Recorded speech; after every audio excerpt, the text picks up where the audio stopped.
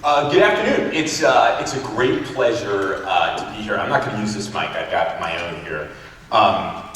It's a great pleasure to be here. Thank you so much for your hospitality, for the wonderful introductions. Just a few things before I begin. First, I can't tell you how thrilled I am to be at the Stanford Marriott. No, I'm totally serious. I grew up on Long Island, and for years, we traveled up 95. My sister went to college in Boston. I had a cousin go to college at Brown. And we traveled up 95 North, and I always looked at this building. And I was like, that's kind of a weird looking building.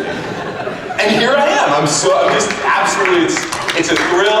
I mean, there are landmarks in the world, and then there's the Stanford Marriott. So I really appreciate you holding the event here. Thank you. Second thing, I just want to say happy birthday again. To whose birthday is it? All right, happy birthday again. Birthdays are a nice thing. And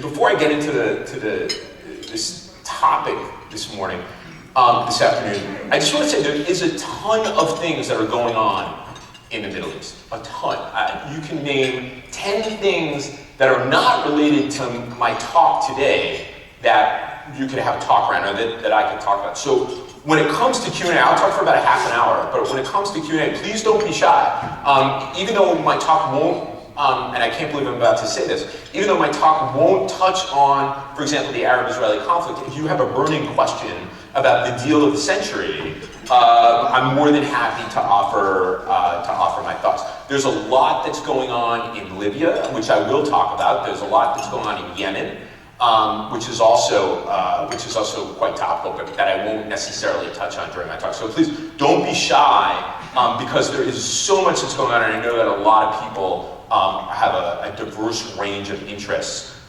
when it comes to the Middle East. What I thought I'd do today is talk to you a bit about False Dawn,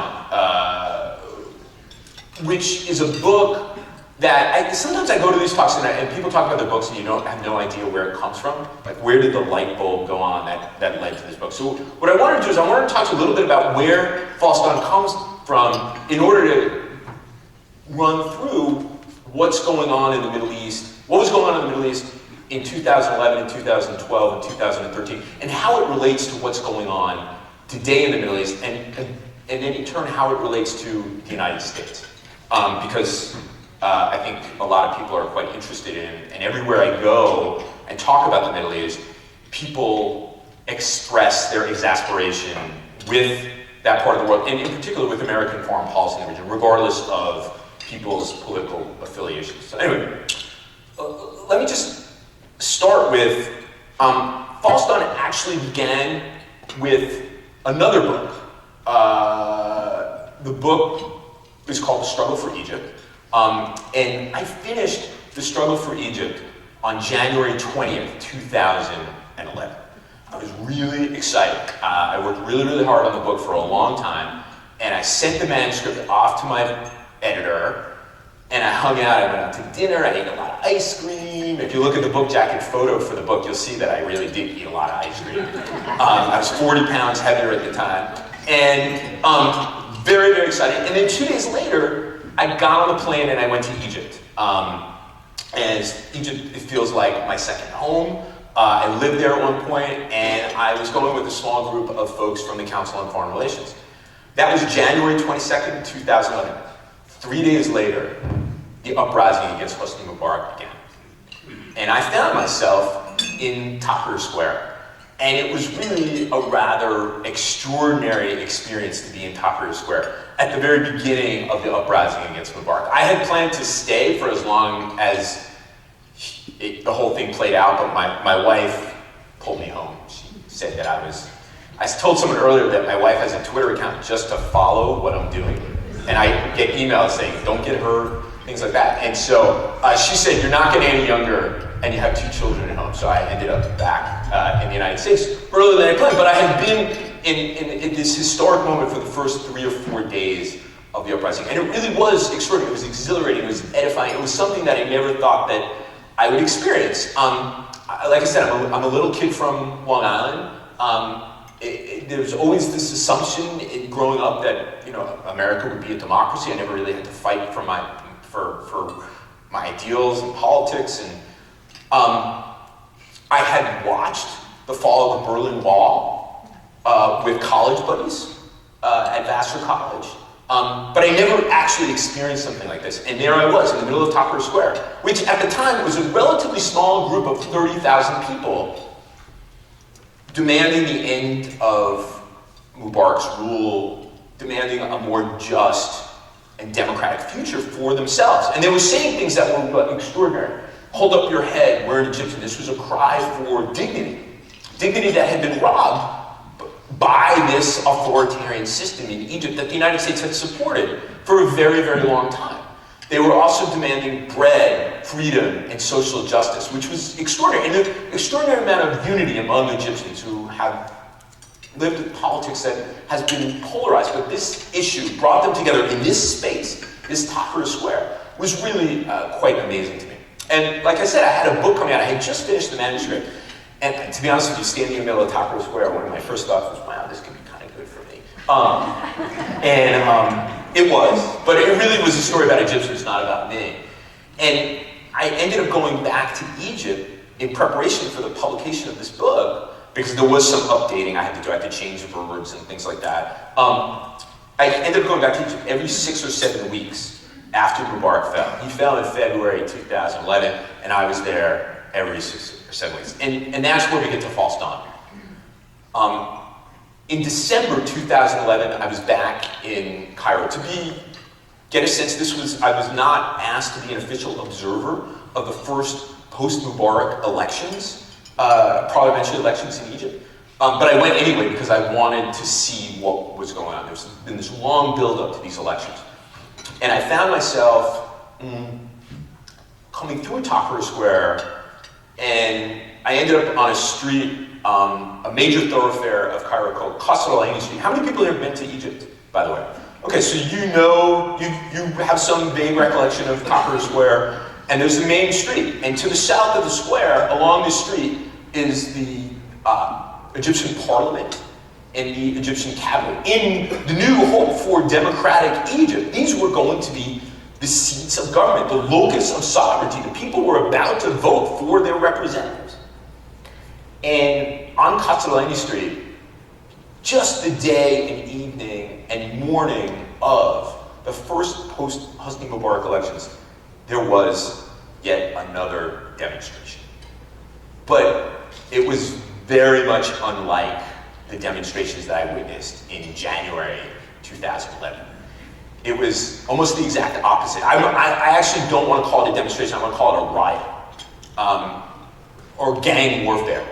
Because what it was military police, these paramilitary forces called the Central Security Forces, the street cops, basically fighting with people that call themselves the revolution, but were really just soccer toughs, what they call the ultras in Egypt, who everybody, all of these young men were looking for a fight. There was some principle somewhere buried in this confrontation, but no one quite could articulate it. There was no bread, freedom, and social justice. There was no, we're Egyptians, hold up our heads. The chants that I heard on that December 2011 day and night was death to the field marshal. The field marshal being Field Marshal Mohammed Hussein Tantawi, who had taken power when Mubarak was ousted. Now, Tantawi wasn't a great guy, but elections were happening, yet Egypt seemed to be unraveling before my eyes. And up until that point, and I'm cop to being infected with the romance of the barricades, like I just went through, I was there for the uprising in January. That episode, and it was more than just death to the field marshal. I mean, there was live fire. An errant Molotov cocktail. We just saw the Inferno at Notre Dame. An errant Molotov cocktail crashed through the windows of the Egyptian Institute, which holds artifacts going back to Napoleon's brief occupation of the country, things that are irreplaceable. You had soldiers break into the cabinet building, bust up furniture, go to the roof, and throw broken furniture down on people below. They threw their own urine down on people below. There was violence there. 12 people were killed. A young woman was beaten so senselessly the next morning, it created an international outcry. She was referred to as the woman in the blue bra. She was beaten so senselessly her hijab came up over her head, revealing a blue bra. Forcing the military to say that it was going to investigate what had happened. Of course, they never did. And the killing of 12 people during this riot, and justice for the woman in the blue bra, no one knows who she is, actually, to this day. There was never any justice for her. And so it pierced that romance of the barricade that I had. And I said, what if it doesn't work out the way in which we all hoped when these uprisings began? What if it doesn't work? And of course, this was December 2011. What had just happened in Libya? Muammar Gaddafi had been driven from Tripoli in August 2011. And in October 2011, he was found in a drainage ditch near his hometown. And how many people here are originally from New York? We're in Connecticut, so I'm guessing a lot. Really? Not that many? Okay. So, and since you're from New York and you live in Connecticut, you must be a New York Yankees fan, right? Right, okay. That's good, because the day after Gaddafi was killed, the New York Post's headline was, Gaddafi killed by a Yankees fan. Because the young man who was put the bullets in the back of Gaddafi's head was wearing a New York Yankees cap. You can, in North Africa, if you want a baseball cap, you can't get a Mets cap, you can't get a Red Sox hat, you can't get a Dodgers cap, you can't get a Washington Nationals cap, but you can get a New York Yankees cap. And he was wearing it, and his name was Mohammed El-Bibi. And of course it was October, so the Post went further. I mean, this was a really macabre, really awful story. They called him Mr. October also, which was really terrible, because Gaddafi, not only did he get 2 bullets in the back of his head, he was raped before he was killed. And this reflected the culture of violence that enveloped Libya after Gaddafi fell. After the Western intervention in Libya, which neither the French, the British, nor the Obama administration ever followed up on, produced this fragmentation of the country, this culture of violence took over.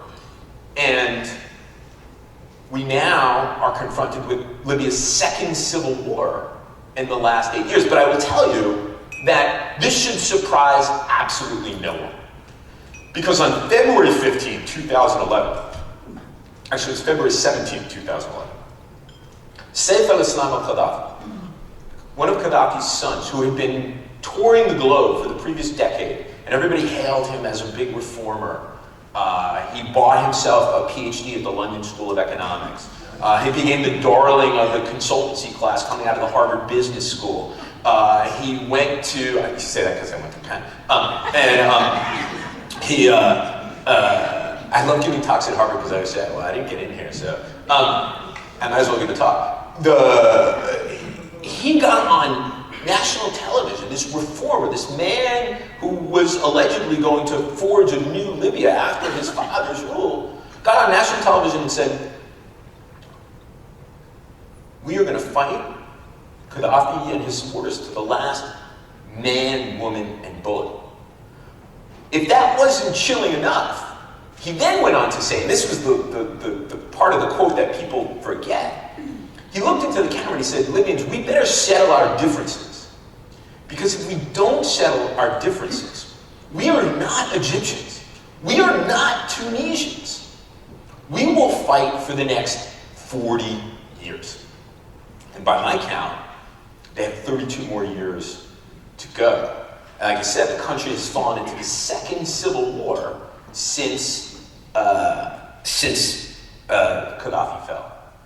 Then take Tunisia, the one great Arab Spring success story. If you read an article about the uprisings in the Middle East and it had to do with Tunisia, there is no doubt that whoever wrote the article said Tunisia, comma, the one Arab Spring success story, comma, and then went on to say something. But is it really a success? Is it really a success?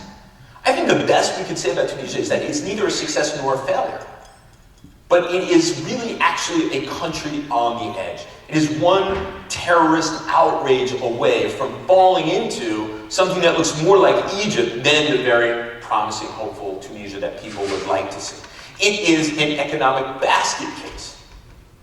This is a country that is hardly, yes, Tunisia is better than Libya. What couldn't it be? It's certainly better than Egypt. It has a good constitution. It had good elections, good parliamentary elections. It had good presidential elections. By the way, this youth revolution in 2010 and 2011 began in December 2010. This youth revolution produced a president who at the time of his election in 2014 was 88 years old. And came from, not that 88-year-olds are bad people, not that 88-year-olds can't be fun and democratic, but he came from not the old order of the leader who had been deposed in the uprising in 2011, but the leader who was founded Tunisia. He was of the old order. And the day, 4 days after his election, he wrote an op-ed in the Washington Post. And I described this op-ed as the kind of op-ed that would warm the hearts of any self-respecting liberal internationalist who lives in Bethesda, Maryland. Because it talked about the Enlightenment and women's rights and democracy and respecting the rule of law. But if you knew anything about Tunisia, and you read in between the lines, it was a declaration of war. It was a declaration of war on his political opponents. His main political opponent were the movement called the Ennahda movement, the Renaissance movement, who are Islamists, but not Al-Qaeda, not the Islamic State. No. They were as mild as liberal Islamists could possibly come. Their leader, a guy named Rashid al-Ghanouchi, had been run out of the country by the previous government and spent years in London and preached this kind of democracy and Islamism can coexist.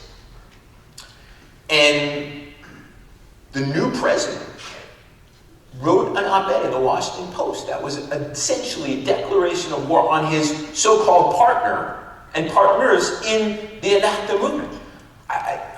I was running around the kitchen of my house like a lunatic that morning, and I sent an email to the guy in the Obama administration who was running Tunisia policy. And I said, I'm not going to tell you his name. If I was John Oliver, I'd tell you his name. And I said, have you seen this op-ed by President Essebsi? It's a declaration of war. And he said to me, and this gives you a sense of why, when you read in every article, Tunisia, the one Arab Spring success story, his response to me was, Stephen, I think you're looking for the cloud in the silver lining. There was this desire, this need to have a one success story, but it's not. And so my question in all of my trips to Tunisia in the research for this book and subsequent visits, I've said, okay, President Essebsi, he's now 93. Much to his credit, he said he's not going to run again. He's 93. His opponent, who's sort of his partner, a guy named Rashid al-Ghanouchi, is in his late 70s. Now, instead of being able to impose his will, he was never able to carry through that declaration of war. So the two had this kind of gentleman's agreement that they weren't going to try to impose their will on the other. They weren't going to heat up the political system. But that was Essebsi and Ghanouchi. So in all these trips to Tunisia, I say, hey, Essebsi not young. Ghanouchi younger, but also not young. And God, the bags under his eyes are really big. He doesn't look well. What happens when these guys go? No one could say anything. No one had any clue. I said, what about that deal? Is it going to happen? Now, to their credit, if you talk to the Ennahda folks, the Islamists, they said, democracy, and we want to have this agreement, and we want to institutionalize democratic practices. You talk to people lower down in Essebsi's, what was his former party, because as president you have to resign your post as head of a party. When you talk to them, they say, these guys, they brought ISIS to Tunisia. All bets are off. We have no idea what this gentleman's agreement is. So like I said, just because Tunisia looks better right now doesn't mean, even though we hope it has, does not mean that the democratic practices that have been evident in that country since at least 2011 will become institutionalized. I have my doubts that they have been. And so we're looking at yet the possibility of another country reverting. And then, of course, there's the fourth country I talk about in the book. This is the Turkish flag. People might say, "Wow, Turkey didn't have no president. Turkey's not an Arab country. What's going on? Why? It seems sort of out of place." Turkey did have no president. It was called the Gezi Park protest, and it happened during the summer of 2013. I was there. I've probably sucked more tear gas than anybody else in this room. Unless some of you folks were like hippies in the 60s or whatever. This is possible. Anyway, and the young people who came out in Gezi Park to protest, it wasn't the scale of Tahrir Square. It wasn't the scale of what happened in Tunisia. It wasn't the scale of what happened in any of the Arab countries, but it was a real protest. It was a real protest against the system.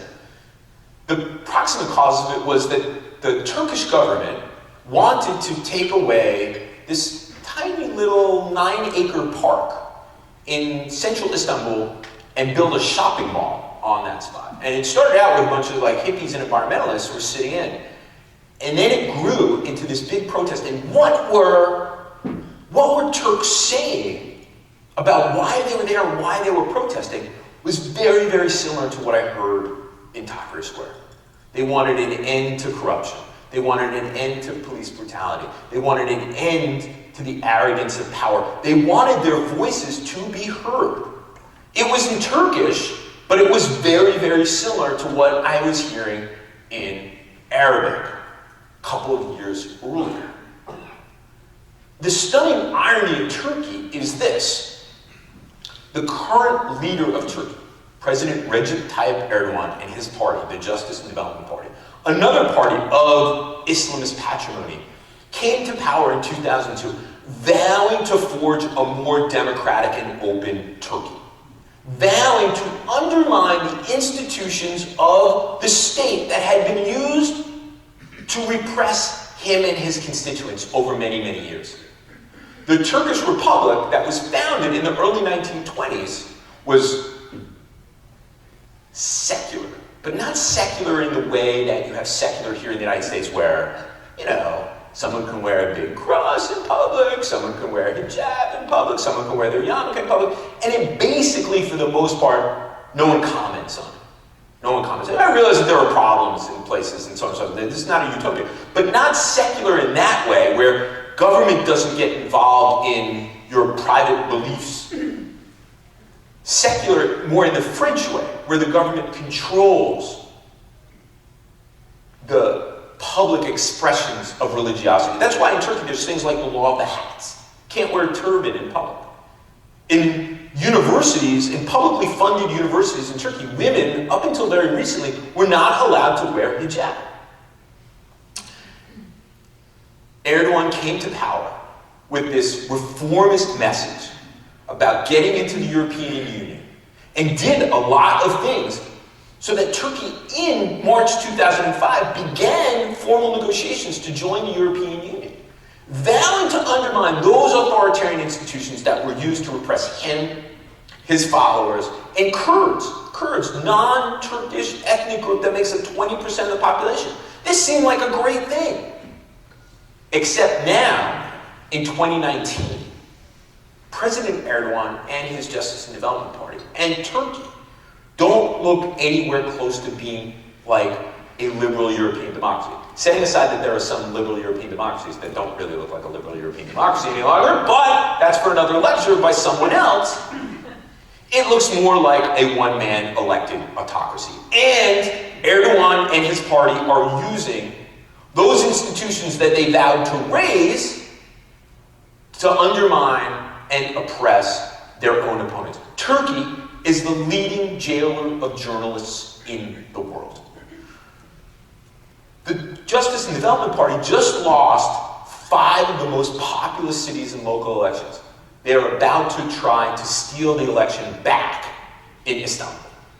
This is None of these countries have made that transition to democracy that we believe that would happen. If you had asked me in March 2005 if Turkey was going to become a member of the European Union, I said, of course, it's on this trajectory, a liberalizing trajectory. It will be, in 10, 15 years, a member of the European Union. Egypt, even a place like Egypt, which 7,500 years of history, had kind of a proto-democratic period in the 1920s. That was something that seemed like it could be built on.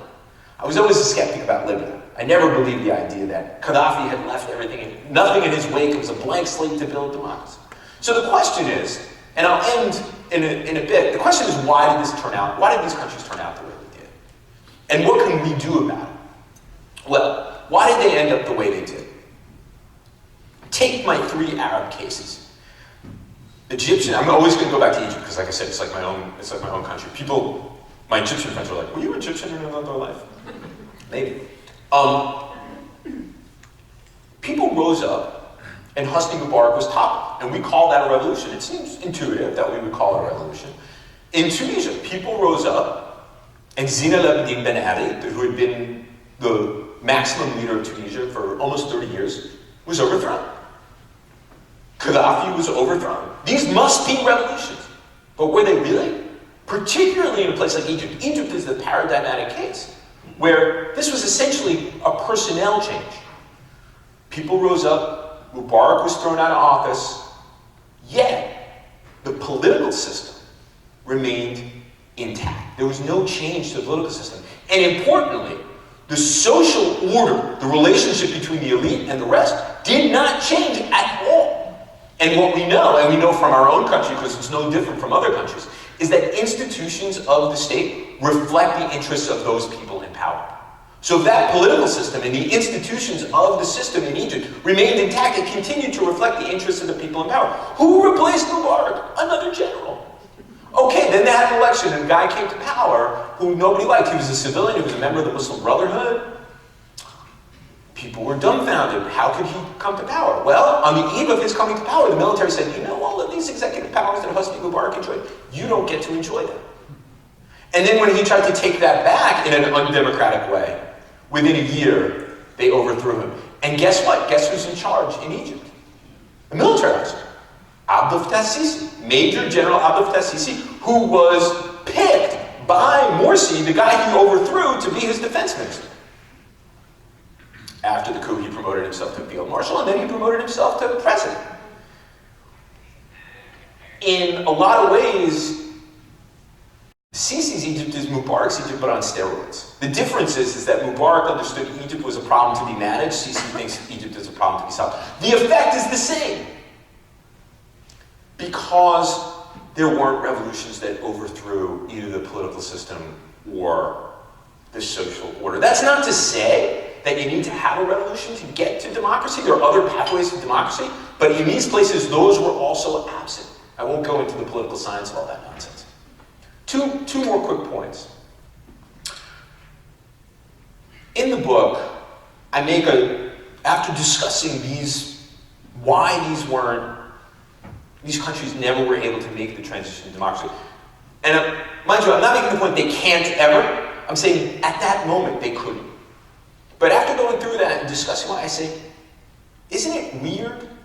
Isn't it strange that we dealt with extremism for a very long time, and it's back again, but with a vengeance, starting in 2012, where you have the regrouping of the Islamic State. And by 2014, they're taking over parts of Syria and Iraq the size of the state that I currently live in Maryland. What's that about? And so when you listen to someone on television or on the radio or read something in the paper about ISIS being a function of the invasion of Iraq or the Syrian civil war, that's only really half right. The Islamic State's been around in one form or another since the late 1990s. Yet there's this strange correlation, this strange coincidence where in 2012, 2013, you have this enormous uptick in extremist violence that reaches its crescendo in 2014. And what I do in the book is demonstrate that because these countries never actually made transitions the much hoped for transitions to democracy. It left people like the young man, Mohamed Bouazizi, who started it all in that South Central Tunisian town, Sidi Bouzid.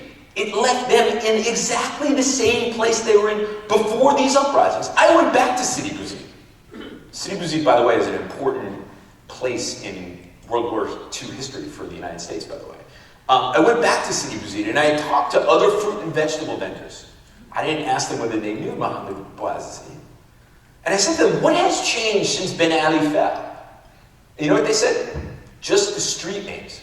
And what the point is that if Abdel Fattah Sisi or Beji Caid Essebsi, the president of Tunisia, or whoever may come to power in Libya, if anybody comes to power in Libya, or even for half of the people in Turkey who hate President Erdogan and have not responded to him, if they don't have a positive vision for the future, if they don't have a deeply appealing positive vision for the future, and they can't implement a program where that vision and the lived experience of people like fruit and vegetables vendors makes sense, you're going to have people who are going to want to join the Islamic State. Why did Tunisia, a country of 11 million people, produce on per capita basis more ISIS fighters than any other country in the region? Than any other country in the region. Wasn't it the great Arab Spring success story? And that's to say that in the breach, where there was no kind of animating idea that would bind people to these new systems, because they looked a lot like the old systems, this voice from Raqqa and Mosul of Abu Bakr al-Baghdadi said, come be part of the Islamic State. We're going to give you a sense of identity, a sense of purpose. You're going to live like the original community of Muslims, and thus your problems will go away.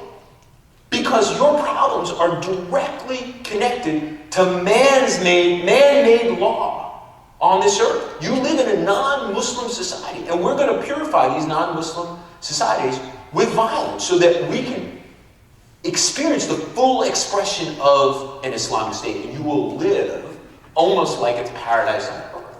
And they sacralized violence in the process. And that's my argument, is that the extremist phenomena that we've experienced over the course of the last 5 years is as much a function of these failed uprisings as they are the failed invasion of Iraq and the civil war in Syria and other pathologies that we observe in the region. Okay, last point, because I've probably spoken too long, and I really like the Q&A part of these things better. I mean, I can give this talk in the shower, right?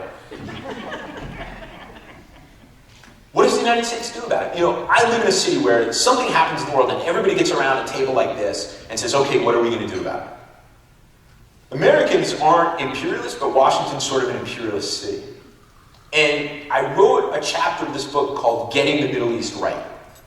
And I put it in quotes because it was my snarky way of getting across in a title one of my radical projects in the book, which was to say that we actually don't have a place in these conflicts.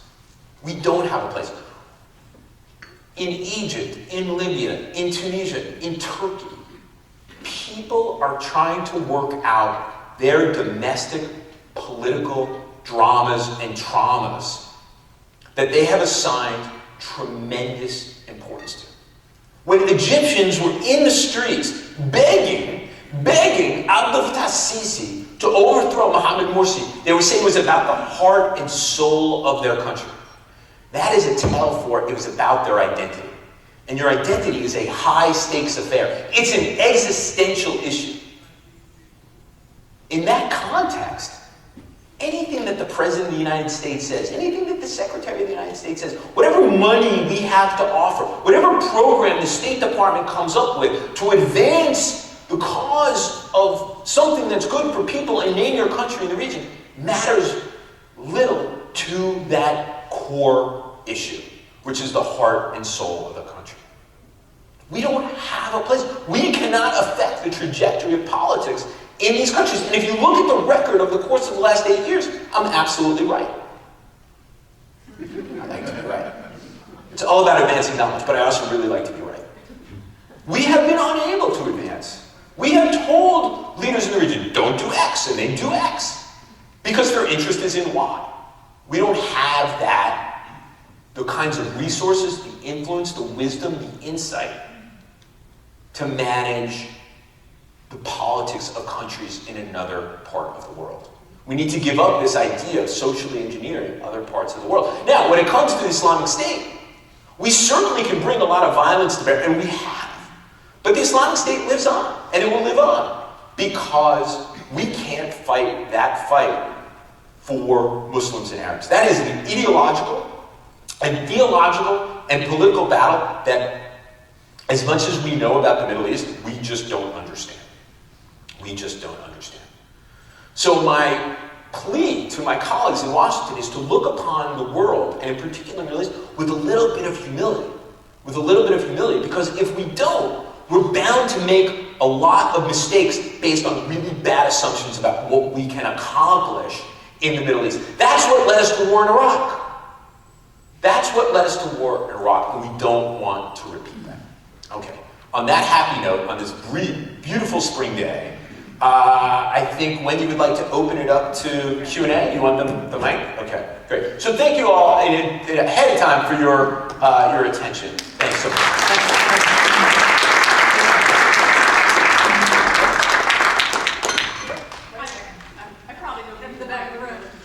I don't need the mic either, but they made me wear it. Is there any hope for Algeria? Okay, so this is one of the issues. This is one of the issues that is directly related to false dawn. I didn't write about Algeria, but actually, if you read this book and read my first book, you'll know what I think about Algeria. And I think Algeria is unfolding in a very similar way to the way Egypt unfolded. Very, very similar. Of course, there are huge differences between the countries, but at a 30,000-foot level, it's very, very similar. The one thing that's different and the one thing that is hopeful is this. When Hosni Mubarak was removed from our office in February 2011, Egyptians partied for 24 hours. They cleaned up Tahrir Square and they went home. And they said, the army and the people are one, and if the army does stuff that we don't like, we will rise up again. Guess what? Egypt is the armies. In Algeria, the protesters seem to have learned from the Egyptian experience, and they have not left the streets. Last Friday, after Bouteflika resigned, they had a transitional government. The military leader said, we're going to have this constitutional process, and so on and so forth. Hundreds of thousands of people came out into the streets. They don't believe it, which is a good thing. They shouldn't believe it. Because as I wrote, and I'm going to sell, as I wrote in my first book, Algeria's military leaders, Egypt's military leaders, Turkey's military leaders were the founders and the primary beneficiaries of these political systems. It's not the same people who founded it, but they are deeply connected to these political systems and they benefit from it. And so they have an abiding interest in defending it. When Mubarak fell, the only thing that the Egyptian military did was find a way to salvage a system that benefited them. Guess what? They did. The protesters in Algeria are determined not to allow the Algerian military to do the same exact thing. We'll see, though, the Algerian military has a history of using a lot of violence to get its way. But right now, they look like they've learned from the Egyptians. Great question. We got one over here.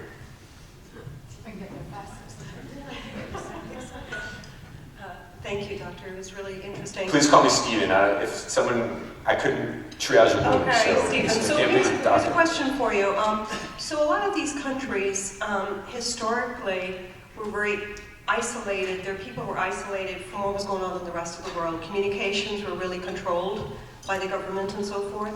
But in the age of digital, and a lot of these countries, especially emerging countries, are now have smartphones and 80–90% use them and what have you. Do you see any change in how the use of and the ability to hear communications from across the rest of the world, any influence you see that could have on changing these countries and lean them more towards democracy than in the past? It's a great question. Let me just clarify. I think there were we we need to make it clear that these countries were not closed. They weren't North Korea. Perhaps the most closed, the most closed country that I ever lived in the region was Syria. And yes, the press was controlled by the government. If I wanted to call home, I had to go to a central location where they listened to me, and so on and so forth. But I also lived among a sea of satellite dishes, and Lebanon was right there, and Lebanon was never close to the world. Egypt was never close to the world. There was elaborate ministries of information that sought to shape the official narrative of countries, but it was never, ever, ever North Korea. And even before the advent of the smartphone and so on and so forth, there was an ability of people to understand and know what was going on in the world, up against state information system. That was, by the way, one of the reasons why so many of these countries hate the Qatari leadership, because in 1996 they launched Al Jazeera. And Al Jazeera was going to shine a light on every country other than Qatar. And they did. Certainly, information technology, Twitter, Facebook, helped as a mechanism of mobilization during these uprisings, but they weren't a cause. The causes of these uprisings were multifaceted and different. And I think we tend to overestimate the ability of information technology is neutral. It can be used for good or bad. So when, I'll give you an anecdote from Egypt. One of the instigators of the uprising was a guy named Wael Ghonim. Wael Ghonim was a guy who sold ad space for Google. He's an Egyptian, but he lived in Dubai. And he started an anonymous Facebook page called We Are All Khalid Said. Khalid Said was this young man who in June 2010 was brutally beaten and murdered by the Egyptian police in Alexandria, Virginia. And Wael Ghonim started this anonymous Facebook page, We're All Khalid Said. And it became, I don't know, it had like 250,000 likes, making it the largest opposition group in Egypt, with it being totally virtual. Wael tricked his employers into allowing him to travel around the time of the uprisings and was in Egypt at the time of the uprising. And they found him, the Egyptian security services found him, and they arrested him, and they brought him into an interrogation room, and they opened up a laptop and they said, show us the Facebook. They had no idea what this stuff was. Now, to this day, in this day, the Egyptians, the Saudis, the Tunisians, the Algerians, the Palestinians, the Israelis, everybody has sophisticated tools to surveil their societies, to keep these people down. So people keep asking me, what's happening in Algeria? Is it going to happen in Egypt? The answer is maybe, but the state has a much clearer idea of who's doing what and who's agitating than it did in 2010 and 2011.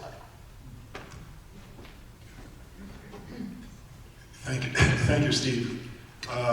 You just mentioned Palestinians, and I'd like to bring... I did, because I was looking at you. So I mentioned them because I was looking at you and I wanted to be inclusive. Okay, thank you. I'd like to kind of have some thoughts from you on the future there, where between the Jordan River and the Mediterranean Sea, there are roughly equal numbers of Palestinians and Israeli Jews. It's a festering conflict, and the U.S. under Jared Kushner, Ambassador Friedman, and Greenblatt have been working on a peace plan that we all have been waiting for its revelation. Could you comment what would be included in it and what are the chances of success for it? Yes, I'd be happy to. And thanks for the question.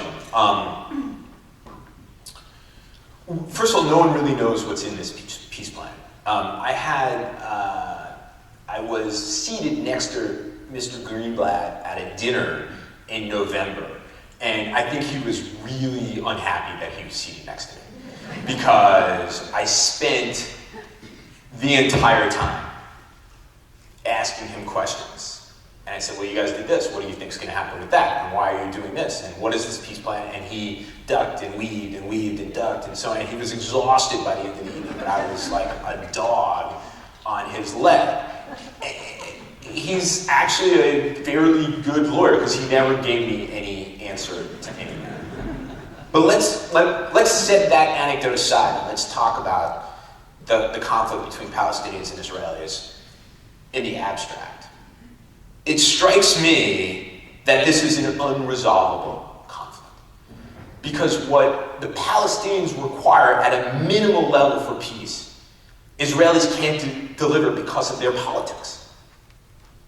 And what the Israelis require minimally from the Palestinians for peace, the Palestinians can't deliver either because they're weak, they have no means to deliver it, or their politics don't allow them to do it.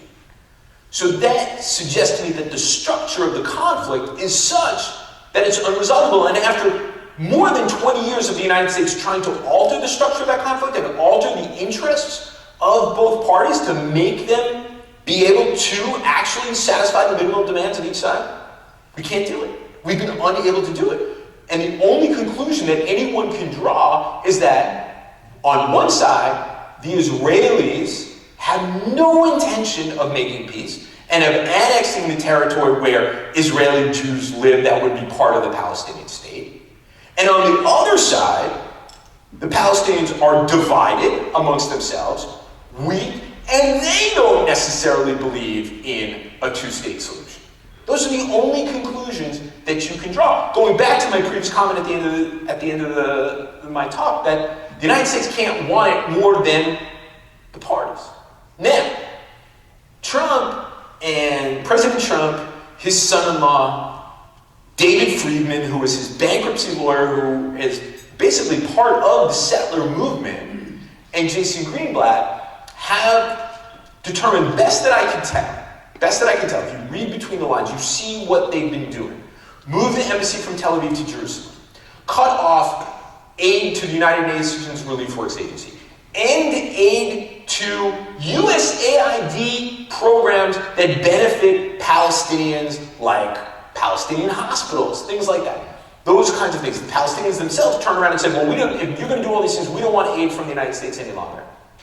All of these things that President Trump is doing strikes me that the strategy is to convince the Palestinians of their utter defeat, as if they need to be convinced of this, right? To convince them of their utter defeat so that they will accept a Trump administration, Israeli government, fait accompli, which is the deal of the century. That's what's going to happen. They're going to present this thing that will be, somewhat acceptable to the Israelis, but because it'll be based on this idea of total defeat for the Palestinians, they expect the Palestinians to say no.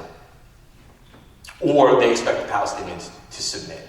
I believe the Palestinians will say no, not just out of principle, but because I think that Trump and his advisors don't understand that resistance and steadfastness are a critical component of Palestinian identity after years of dispossession and occupation. And so that on that level, to convince the Palestinians to accept an Israeli and American fait accompli about a conflict-ending, quote-unquote, agreement that serves none of their interests is wildly, wildly out of the realm of reality. And so the conflict continues. Now, some people say, well, if the conflict continues, there'll be a one state, and Israeli Jews and Palestinians, they'll live together in one harmonious democratic state. Nonsense. Absolute, total nonsense. So what you have is you have a perpetuation of the status quo, overwhelming Israeli power, annexation of those parts of the West Bank where there are large concentrations of Israelis, and the continued dispossession of the Palestinians in these areas, and that's called apartheid. That's what's called apartheid. That is what is likely to happen in the future. I hear them burning my bar mitzvah certificates. Given that you see these problems as intractable, Is this on film? Yeah. I've said that a million times. A million times. They'd come after me. The rabbis, like, I'm kidding, it's a joke. okay, It's really a joke. given that you think these problems are difficult and intractable, and that the United States is ill-equipped to try to solve them, should we now revert to the standard policy of realpolitik, which is to say, he may be a bastard, but he's our bastard, as the most reasonable or the least dangerous policy for this country? We've already reverted to that. Crown Prince Mohammed bin Salman is definitely a bastard, but the President of the United States is shielding him from the international criticism for, pick your issue. The President just hosted Abdel Fattah Sisi, President of Egypt, in which he did not press the Egyptian leader on massive human rights violations. There are any number of other cases along these lines where the administration has made the determination, as the United States has done in the past, that yes, these guys are not good, but at least they're on our side and they can help advance our interests.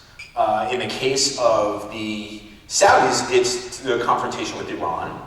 And in the case of the Egyptians, it's upholding the peace between Egypt and Israel and countering extremism.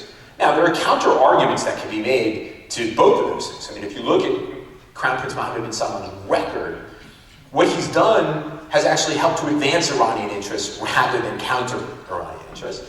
Sisi he's certainly upheld the peace treaty. It's certainly within the interest of the Egyptians, but he's also done a lot of things that are helping to create extremists. There's an ideological aspect to extremism, but there's another piece of it, which is enough repression creates people who say they can no longer play by the rules of the game, and they take up arms against the state. So there's two pieces of this. So, but nevertheless, that is the place where this administration is likely to go. I think we are headed for major change in U.S. foreign policy. At least to my mind, we should be. I don't think it's this kind of classic realpolitik game. I think as the post-World War II order it comes to an end, there is a moment where we are going to really have to rethink the way in which we conduct business in the Middle East, and for that, you're going to have to wait for my next book. I'll come back. Last question. Last one? I was just getting warmed up. I know, sorry. Time to sit on Amtrak. But he'll be signing books after. Oh, right. We spoke a little bit earlier, and I really enjoyed your talk, and you spoke about humility in Washington. There is none. I'm the only one. There you go. My interest is Iran, and talk about, speaking of mistakes and problems that we created in a region, how do we avoid an escalation with Iran, and finding a little more humility on not repeating the mistakes of the past? Well, look, I think there's two things we have to acknowledge about Iran and American policy in the region. The first is that let's just acknowledge that Iran is not a benign actor at all. At all. It annoys me to no end when I hear people talk about Iran as being pragmatic and this, that, and everything. But that doesn't mean, yes, they are pragmatic, but they've also enabled the killing of almost 500,000 people in Syria. They have contributed to the destabilization of the Arabian Peninsula. They have taken hostage of the Lebanese government. They have armed Hezbollah, not nice people, to the teeth. They've done all kinds of things. They killed American soldiers in Iraq. We can debate whether we should have been there in the first place, but they killed American soldiers by truckloads in Iraq during the American occupation there. So let's be clear about what the Iranian regime is all about. And that the Iranian regime is not Javad Zarif, who has that wonderful Iranian Persian accent, who's been educated at Harvard, who says all these things. The Iranians have also taken not just 50 American hostages in the 1970s. They continue to take American hostages to this day, 2 of whom I know. So, all that being said, that also doesn't mean that we should be going to war with Iran. I think there are ways to deter the Iranians without going to war. That doesn't mean not using violence. I think the Israelis, concerned about a permanent Iranian presence in Syria, have successfully deterred the Iranians by using measured and increasing amounts of violence to demonstrate to the Iranians what is acceptable and what is unacceptable to them. And the Iranians have essentially turned tail and left. I think it suggests pretty clearly that the Iranians are deterrable. And I would hope that that would be the thing that we are doing. But it does seem to me, and we were discussing it before, and in one of my regular columns in mid-February, I wrote a piece that basically said, the headline was like, I've got a really bad feeling about this, and that the administration is doing things that are similar to what the Bush administration did to shape the domestic and international debate about Iran that makes it relatively easier to get into a conflict with Iran. The one difference now, it seems to me, is that Congress, and this is the thing that everybody forgets, the Iraq War resolution was wildly popular.